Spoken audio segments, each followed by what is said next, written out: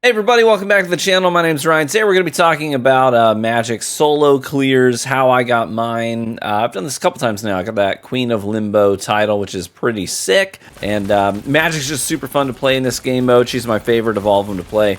I'll continue with my other guides for all the other heroes as well, so don't worry about that. But I did want to get this guide out there for those of you who are interested in how to get a clear on Nightmare 4 solo as Magik. So generally speaking, I've already got a Nightmare 4 guide for her up on the channel, but that guide is really targeted towards people who are queuing with others, right? You're filling with other teammates, and so you're leaning with that build really into her crowd control, the wide sweeping range of her attacks, and kind of filling that role. She also has a ton of survivability, right? Kind of just baked into her DNA and into her kit. So we kind of lean into that as a team role, and we let the other, like the blades, do the single target damage, stuff like that. Well, obviously in solo mode, we have to make up for that somewhere. And so we sacrifice crowd control in the solo build, and we full send on single target damage. So let me talk about how that works. But I really want to break this guide down as like waves 1 through 5, and then waves 6 through 10, and then 11 to 15, and 16 to 20, right? All the big checkpoints along your way. Before we dive into that, you can always go to the store, by the way, and you can use 100 units to buy 10 onks. If you're playing this right, you really shouldn't need more than 5, you know, in order to get a full solo clear. If you're playing on Blade, you probably only need like 2 or 3.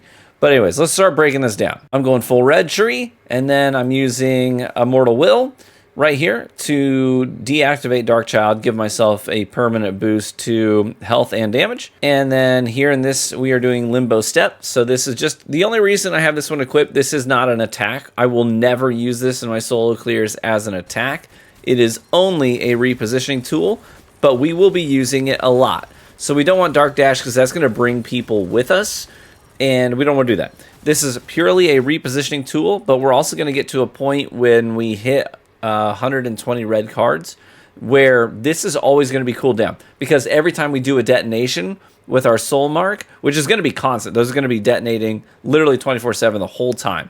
So this is just permanently cooled down at that point. So you'll see me in some of the background gameplay, I'll do like double dashes where I'll dash and I don't like my position, and I'll just dash again. You can basically stay up over the field as long as you want to with Magik. Really, really cool. But we're going to lean on this a lot in our solo clears, because one of the things that we have to avoid is getting pinned in. A lot of times you'll be focused on one mob in front of you. You don't realize the mob spawned behind you, and now you've got explodey guys, or maybe you've got sentinels that are just going to one-shot you with their clubs walking right up behind you, and you didn't see them coming. So this is going to be our get out of jail card right here. So we're going to use this a ton. And then finally, using the demonic barrier. This is really just a tool to take aggro off of us. If you're not familiar with this, when you leave the demon spawn behind, it's going to soak up aggro, and everything's going to run to it instead of you. So if you're in a pinch, don't like your position, and things are bearing down on you, you can leave this demon spawn behind, and it won't last long. It'll get destroyed, but it'll last long enough for you to be able to safely reposition as it takes some of the heat off of you. We will never be using our Whirlwind, our Eldritch Whirl attack. Whenever you use your stepping discs, you can either left click to do a swirl attack, or you can right click to leave behind a demon spawn. If you use a stepping disc, always immediately throw out a demon spawn. Never use the whirl. It'll get you killed. Long animation. You're stuck in it. Things bear down on you. You're dead. Don't do it. But anyways, those are the abilities. Let's talk about the cards. We'll start with the red ones. And this is like your setup. Okay, this is what I highly encourage you to do. There is no lever penalty. When you're solo queuing, you don't have to worry about it, right? You're not punishing anybody, and it'll say like, "Oh, are you sure you want to leave the match? We're going to punish you." It'll never do it, right? There is no penalty for leaving zombies matches, so don't worry about that. That's not an issue. But here's what you're going to want to do: you're going to want to load into the match, and this does not take long to do. But load into the match, you are looking for this card right here, Innate Slash. If it is not immediately available to you, do maybe 5 refreshes and see if it's there. If it is not there and you've wasted 5 tokens already, go ahead and back out and restart it, right? And it only takes about 30 seconds, you know. So you think about, some people are going to be like, oh, do I really need to do that? Well, think of it this way. A full clear on Magik is probably, especially if you're new to it and you're just getting the reps in, it's probably going to take you anywhere between 50 minutes and an hour. 50 minutes to an hour. So if you can set yourself up for success early, to save you time down the road, because you don't want to get 50 minutes into a run and then not have enough damage to drop your Wandas.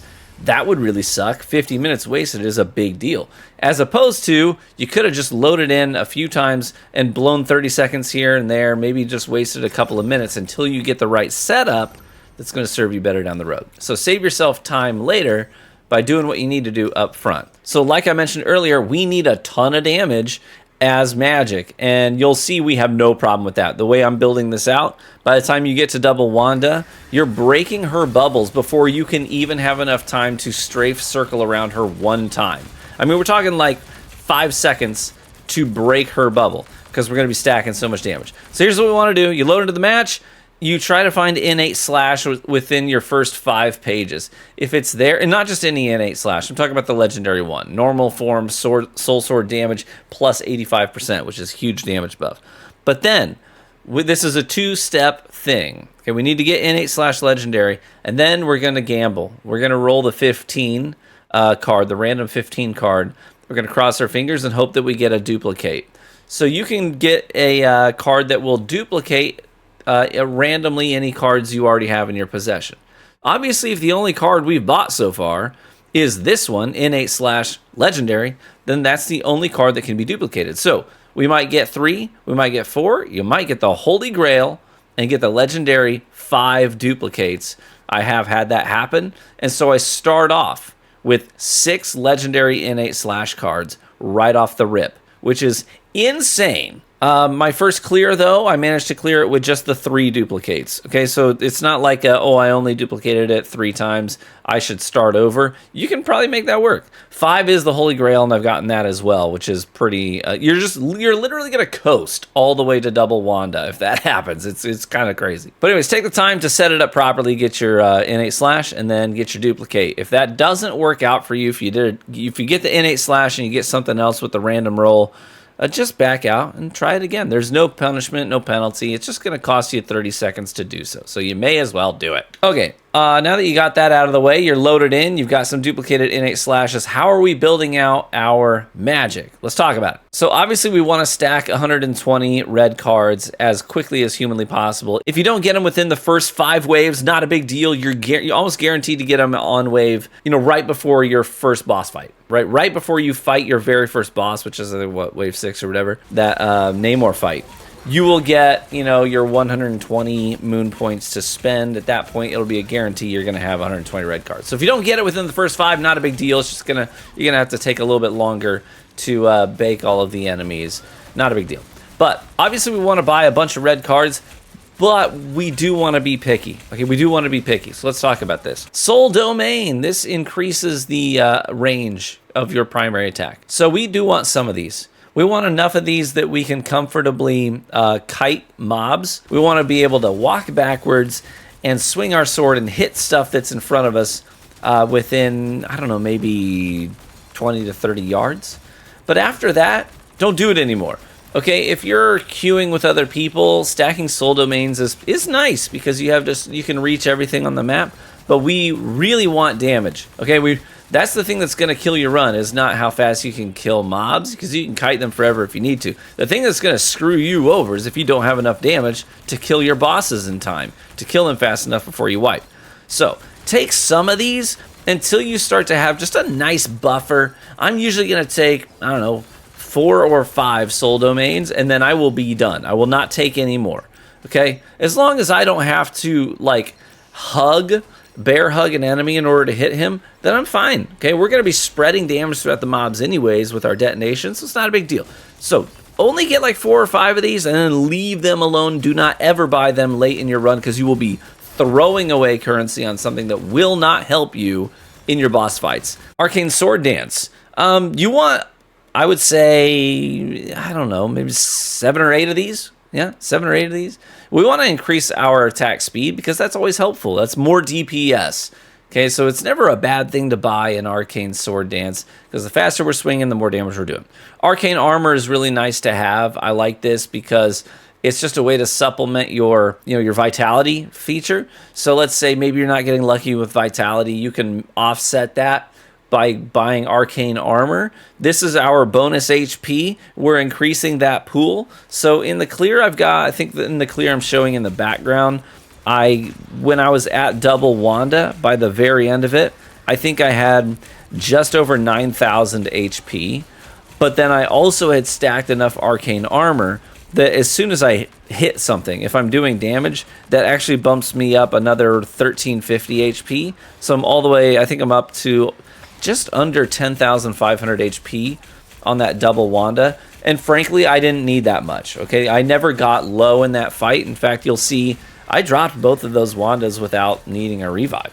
So HP wasn't an issue at that point. But anyways, that's sort of the bench line we're going to shoot for. Once you've got enough HP, listen, you've got enough HP, and you don't need to buy these anymore. So just kind of gauge that out. If your naked HP is around 9,000, and when you're doing damage, your bonus HP bumps you up to 10k, like, you got plenty at that point, so stop buying HP, stop buying Arcane Armor. So we want some of these within reason. This is your money card. Every single innate slash that pops up, we will buy. Okay, we will buy. Why? You think about Power Surge, right? Your Power Surge is like plus 2.5%, plus 8% for the blue one, which costs more.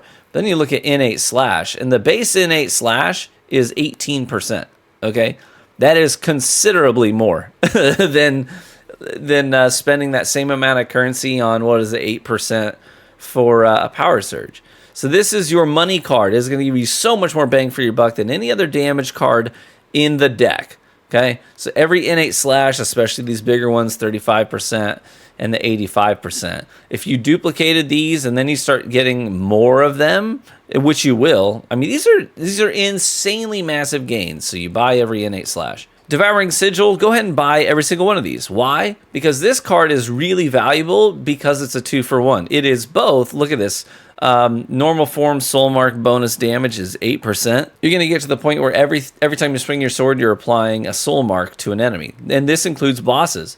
So that means that after you mark them, you're going to be doing 8% more damage to them. And you're also receiving 3% less damage from them. So if you are familiar with the deck, you realize that you just got 2 cards for the price of 1.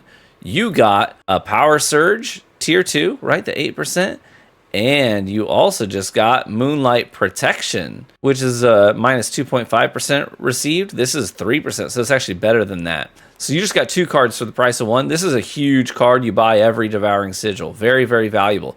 Basically, to dumb it down, you are going to do more damage. You are also going to receive less damage. Both of those things are very good. Buy Devouring Sigil. Mark Detonation is an interesting one. We're going to take a few of these and then we're going to call it good, right? Between the purples and the legendaries for Mark Detonation, I would say buy 3 or 4 and then stop, okay? You don't need bigger explosions. You don't need more explosion damage, right? Crowd control is nice, but your primary attack is going to be doing so much damage anyways with all the other stuff we're stacking. And these detonations are going to be not effective during your boss fights. They don't matter during your boss fights. They're not going to help you during your boss fights.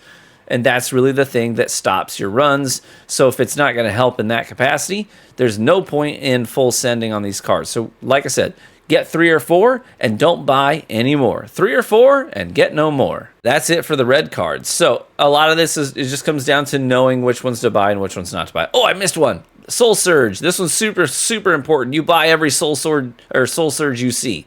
Every single one of these. Because it automatically grants a demonic Soul Sword attack at intervals. And the more of these you get, the more frequently you're sending out Soul Sword attacks. You'll know you're sending out a Soul Sword attack when you see that wind slash fly away from you in a straight line. That's how you know that you're doing that attack. So the more of these you get, the better, because then you're applying more marks, you're causing more detonations, you're getting more free ranged damage. And this is helpful sometimes when, let's say, Namor spawns a squid really far away from you and you need to damage something right now in order to get some HP back. So since you have that ranged attack happening more frequently just by holding left click, boom, that's free health right back to you. So pick up every one of these you see. All right, now we got to talk about the purple cards. You're going to buy every Moonlight Protection you see, every single one of them. Every single Moonlight Protection you see, you will buy. This is just going to reduce the amount of damage that is incoming. So we buy all those. Next thing you need is Vitality. Vitality, anytime you see a legendary one, we're going to buy these. These add up pretty quickly. What's important about this is to know what you're shooting for. If you've got a decent amount of Moonlight Protections, I would say shoot for about 9,000 HP for your base HP pool. Once you get there, stop buying these. They're expensive. You've got enough HP to fight the double Wandas at that point, so stop buying them. If you get to 9,000 HP, don't buy any more of these. Vampiric Vitality. 1 or 2 of these, call it good. Okay, we're going to be doing so much damage that after you've bought 2 of these, there's no reason to ever buy a third. Why? Because with 2 of these, with the amount of damage we're doing, this is percentage based, you're going to be getting 10% of the damage you put out back to you. And at that point, you're going to be at full health with every swing of your sword. Every single attack you do is going to put you at full health. So you can't out heal full health. You can't over heal full health. So there's no point in spending these are expensive, right? These cost 10 a pop. So we don't want to waste money on too many of these. Get 2 and no more. Call it good. Don't get any more. Full Moon is nice to get, especially if you start getting these early in your deck. Get 1 or 2 of these and then call it good. And then Power Surges. Here's the one thing that's really different about my queuing with other people Magic build. With my queuing with other people Magic build, I'm not picking up very many Power Surges unless they're the big ones. I'll pick those up, but the small ones I don't touch. But we are solo, and we need single target damage, which is not necessarily Magic's strongest suit. So we need to build into it. So I will pick up, when I'm solo, every 8%. Every tier 2 Power Surge and above I will buy. Okay, I will never buy the 2.5, but I will buy every 8% and above. So the 8%, the 16%, and the 35%. We will buy each and every one of those. We will not buy a single Zeus's Thunder. We will not buy a single Primordial Frost. Both of these suck. It is a wasted money. Yeah, that's it for cards. Now let's talk actual strategy, because this matters. When you're in the match and you're playing the match, you can build yourself out perfectly and still play like trash. So let's try to help you not play like trash. Frankly, anyone can do solo clears. Especially if you're buying a bunch of the respawns anyways. The only thing that could possibly stonewall you is just not being able to have enough damage to kill your Wandas in their final stand mechanics. No amount of free respawns will offset that. So it's just a matter of buying the right cards, but we got that out of the way. So let's do actual tips and tactics here. So in your rounds that don't have bosses, when you're just fighting ads, obviously you're going to get more and more powerful as you go. But here's what I would tell you when it comes to those waves. Try to keep everything in front of you. You'll notice I check my back frequently. I'll be throwing out attacks and I will just whip the mouse to look behind me and whip the mouse to look right back at the mob that I was fighting in the first place. That's because I'm checking the spawns to see where new mobs are joining the battle.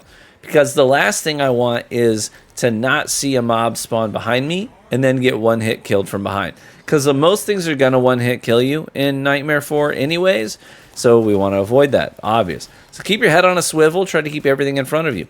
If you realize, hey, things are pinching me from different angles, what you want to do is draw them all to the same corner of the map. And then right before they're bearing down on you, that's when you're going to want to use your E ability to dash over the mob. And if you need a little more distance, you can use a stepping disc and just throw out a demon spawn as well. But usually one dash will be enough. You look down, swing your sword one time, and then you can dash a second time for even more distance if you need it. But one's usually enough. But we're going to use our E ability just to kite everything to the same corner and then use the E dash to lunge over the entire mob. And now the 3 mobs that were bearing down on us are just one giant collective mob in front of us, which is great because we do detonation damage. We share the damage throughout the mob. Everything dies more quickly that way. You definitely want to prioritize the green guys and the guys that throw bombs. Okay, prioritize these guys. These are the ones that are really going to be a problem for you. Do not stay in one spot. Never sit still. Because if you sit still, you're going to be targeted by AoE attacks like the green goo and like the grenades, and they're going to mess you up. So don't do it. I like to move in lateral movements, not just straight forward and straight back. Do some of that, but mostly I add a lateral movement component to my movement because the big sentinel guys like to do charges where they charge at you in a straight line.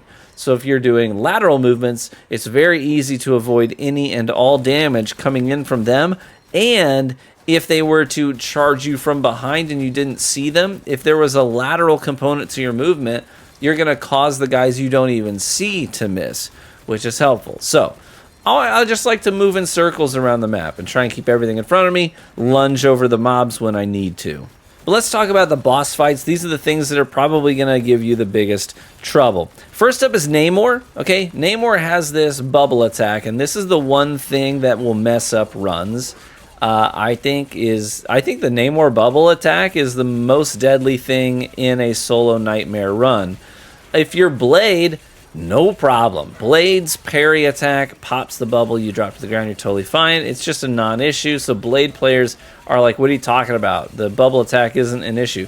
It is for everybody, well, not everybody. It is for most everybody else. It's not an issue for Jeff either. But it is an issue for Magik.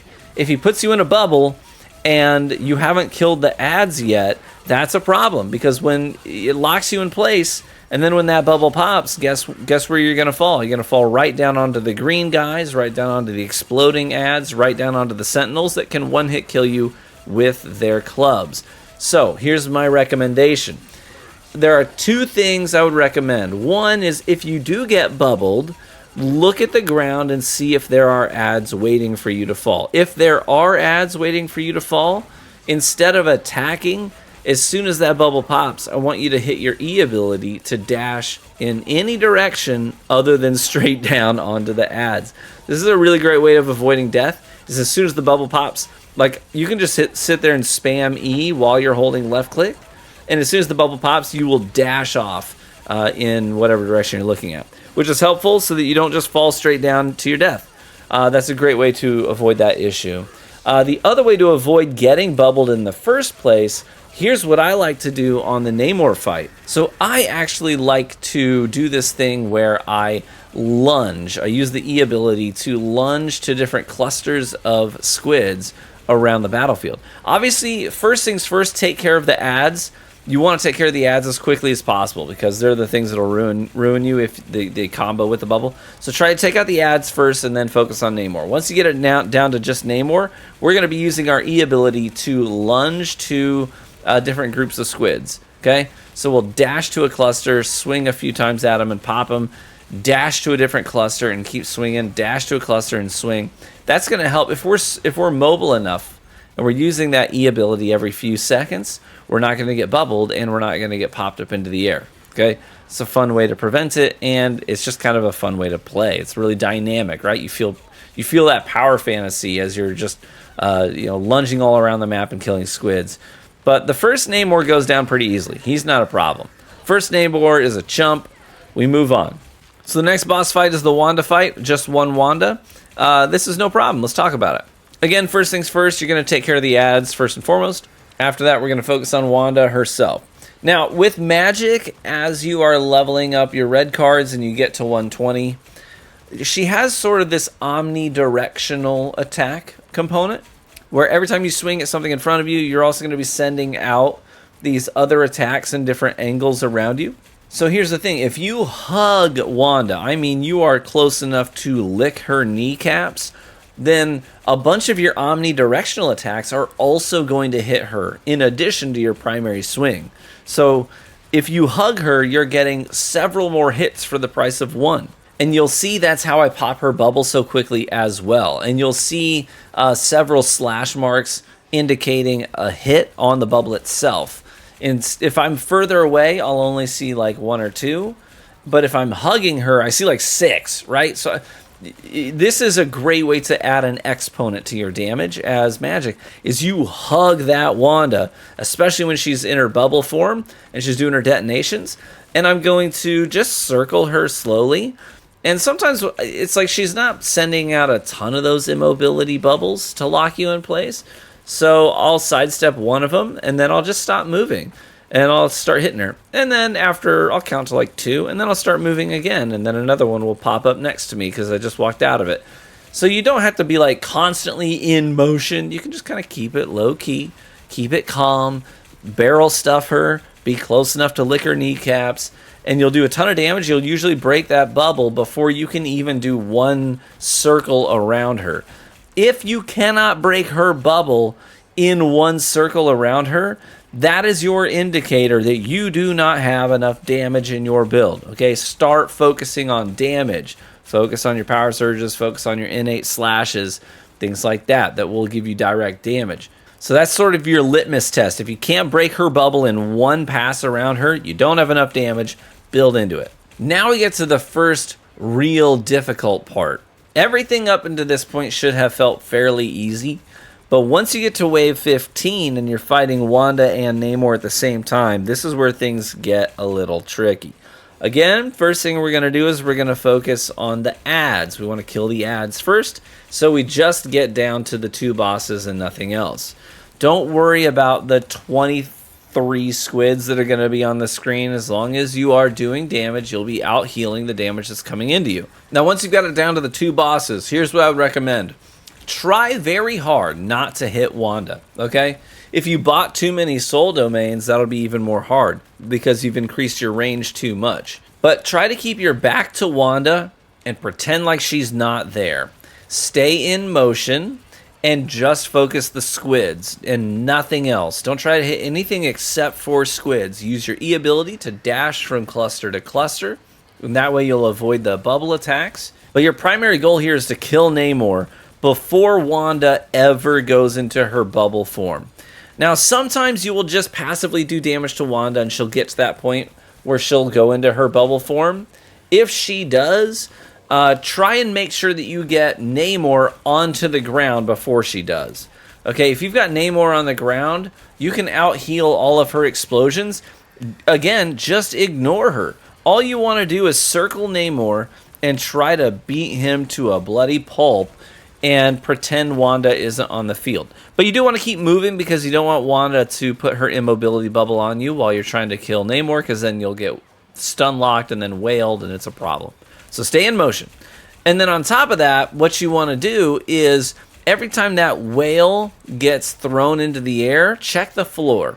And if you are in the splash radius, you're going to have to try to avoid it. If you're not, then don't freak out. Just keep doing damage. Don't worry about it. But if you're in the splash zone of the whale, wait until the whale is like halfway through the air, and then you're going to use your stepping disc in any direction. I don't care. Any direction. And then immediately drop a demon spawn. So that will help you avoid the stun of the whale and the damage of the whale. And you'll leave a demon spawn that'll immediately start sucking life for you and healing you. And then you just keep slashing, okay? So that's how you handle Namor. Once he's dead, we can go back to focusing Wanda and just handle her the same way we handled her before. I should mention, by the way, when she gets to her final stand, make sure you're making the crystals a priority. So whenever they spawn, try to line yourself up in such a way that you are damaging both the crystal and Wanda at the same time for every single crystal. When you break a crystal, you actually give yourself more time in her final stand and do direct damage. So you really want to prioritize the crystals and doing damage to both of them at the same time, and you shouldn't have a problem. But now let's talk double Wanda, right? This is the one that intimidates people. This one's actually really easy. Quite frankly, if you've made it this far and you've done the build properly, then you are basically smooth sailing from here on out. You basically just have to execute at this point. So what we're going to do is, again, you will see in this gameplay, I put my back, physically, I put my back to orange Wanda, and I face green Wanda. So wherever they are moving around the map, I want to be in between them with my back to orange Wanda and my chest facing green Wanda. That's because I only want to damage one of them. I don't care. Pick which one you want it is. I don't know. For me, it's green because it's easier to remember. Green is good. Start with the green. Green is good. So my back's to orange Wanda. My chest is pointing at green Wanda, and I'm doing damage only to her. And if it's easier, you can look at her feet, look at the floor. That way, the omnidirectional attacks will go into the ground, and fewer of them will bleed through to the other Wanda. So we really just want to damage the one. Ultimately, what we're trying to avoid here is having two Wandas doing their explosion attacks at the same time. That's bad. We don't want it. We don't like it. Avoid it at all costs. So take your time. Just specifically focus on the one Wanda. Now, when the one Wanda turns into a little ghost ball and flies around, the problem here is that now you're not leeching life anymore. So every time she goes into her ghost form to fly away, immediately spin around and hit the other Wanda a couple of times just to keep your healing going, because there are some attacks that she could do that if you are not actively doing an attack to siphon health, you'll die in less than a second. So as soon as the one you're targeting turns into a ghost ball to fly away, spin around, take a couple hits at the other one, and then turn right back. That's just going to help you avoid death. And then obviously when she gets to the point where the one Wanda we're attacking goes into her bubble form, going to handle it the same way. Move around her. This time we're not going to be stopping. This time you're going to stay in constant motion just in case the other Wanda throws in a stun bubble at you and you didn't see it coming. So we stay in motion. We circle the Wanda we're targeting. We try to avoid damaging the other Wanda if possible. We break that bubble, and then we dump as much damage as we can into her while she's stunned and she's just standing there holding her head. And we're going to repeat this process until that one goes to final stand. Now, sometimes the other one will go into her bubble form by the time you get this one to the final stand. If that's the case, you ignore the other one. If one of them is at final stand, that's the only priority. Again, we stay in motion to avoid the bubble attacks from the other Wanda, and we focus the crystals until the first Wanda is dead. Once that's happened, guys, it's so easy after that. You can basically relax. When one Wanda's dead, you've basically won the whole thing. But the one thing that will decide whether or not you can kill one of these Wandas to begin with is if you invested in enough damage. Innate slash and big power surges. Okay, if you did enough of that, this won't be a problem at all. It'll be easy to kill Wanda in final stand. And that is the solo guide. Anyways, hope you found it helpful. I know this was a longer video, but I wanted to make sure there wasn't just like, oh, buy these cards, man, you got this. Like, I just wanted to, because walking you through each round and the strategy and how to avoid the deaths, all that stuff, I think, is where the value really is. And you guys, you know me, I don't make short, like, oh, here's the answer, quick guides. I try to make sure that I give you all the information that I learned by playing 60 hours of zombies, and boil that down for you and try and condense that knowledge into something that's a little bit more manageable. If you found it helpful, let me know by leaving a like in the video and share it with anybody who might be trying to do the same thing. Good luck on getting your titles. I think this title is really cool. The Queen of Limbo. That's pretty dope. That's a bit of a flex. Everyone's got the blade one. Screw that. You want something cooler. Anyways, be warm and well fed, my friends, and I hope to catch you in the next video. Bye-bye.